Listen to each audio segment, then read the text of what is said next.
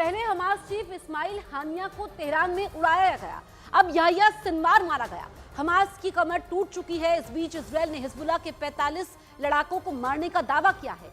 इसके बाद टारगेट है ईरान, जिसके लिए कहा जा रहा है कि 1-2 महीने से नहीं, इजरायल ईरान पर हमले की 20 सालों से प्लानिंग कर रहा है।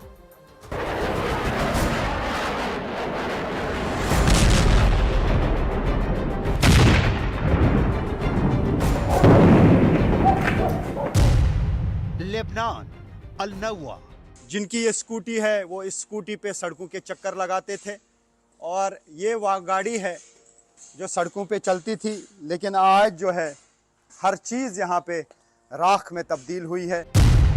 लेबनान बारजा, दर्शकों तक रियल ग्राउंड ज़ीरो कवरेज दिखाने के लिए मैं ये रिस्क मोल रहा हूँ ताकि आपको अंदाज़ा लगे कि यहाँ पे सूरत हाल क्या है।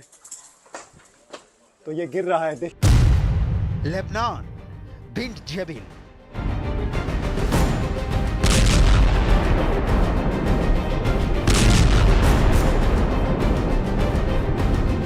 लेबनान ने अपने अस्तित्व में आने के बाद ऐसा भयानक मंजर नहीं देखा होगा, ऐसा खूनी अंजाम नहीं देखा होगा। मौत के बाद सन्नाटा पसरा है। इंसानी बस्ती कब्रिस्तान का शक्ल अख्तियार कर चुकी है। दक्षिणी लेबनान में हिजबुल्लाह के खिलाफ IDF ने बड़ा हमला किया है। यह हमला बिंट जेबिल क्षेत्र में किया गया है।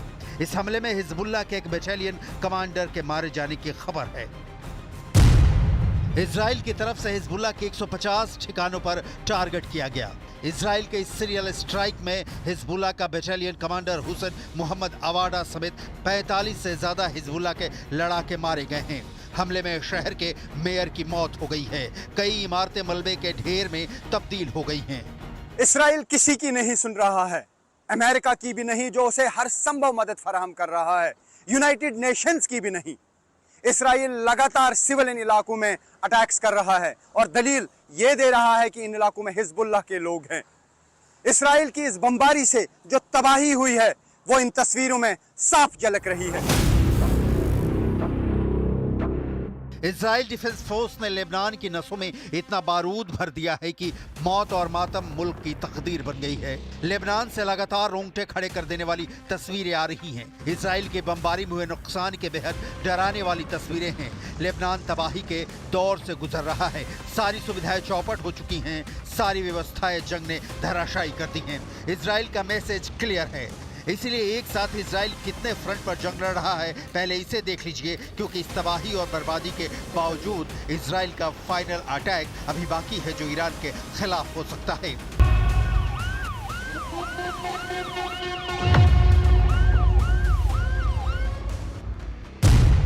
लेबनान, गाजा, सीरिया, यमन और इन सब के बाद बारी ईरान की होगी।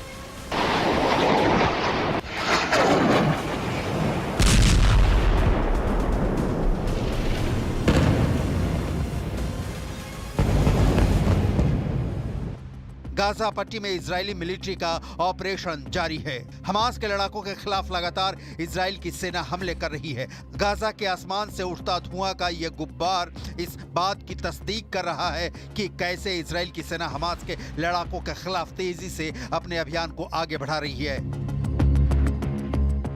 इजराइल ने सीरिया के मिलिट्री डिपो पर हमला किया है।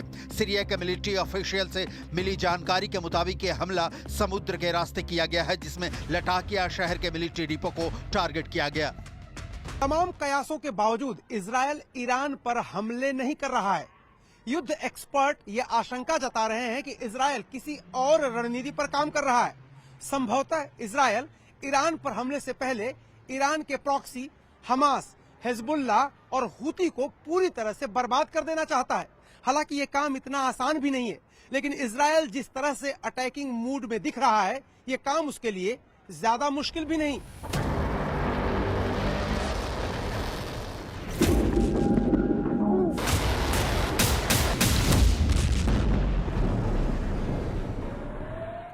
लेबनान के स्वास्थ्य मंत्रालय के मुताबिक पिछले साल अक्टूबर से अब तक लेबनान में इजरायली हमलों में लगभग 2300 लोग मारे गए हैं, जिनमें से 3/4 से ज्यादा लोग पिछले महीने मारे गए हैं। इस लड़ाई के कारण लेबनान में लगभग 11 लाख लोग विस्थापित हुए हैं। गाजा में 40,000 से ज्यादा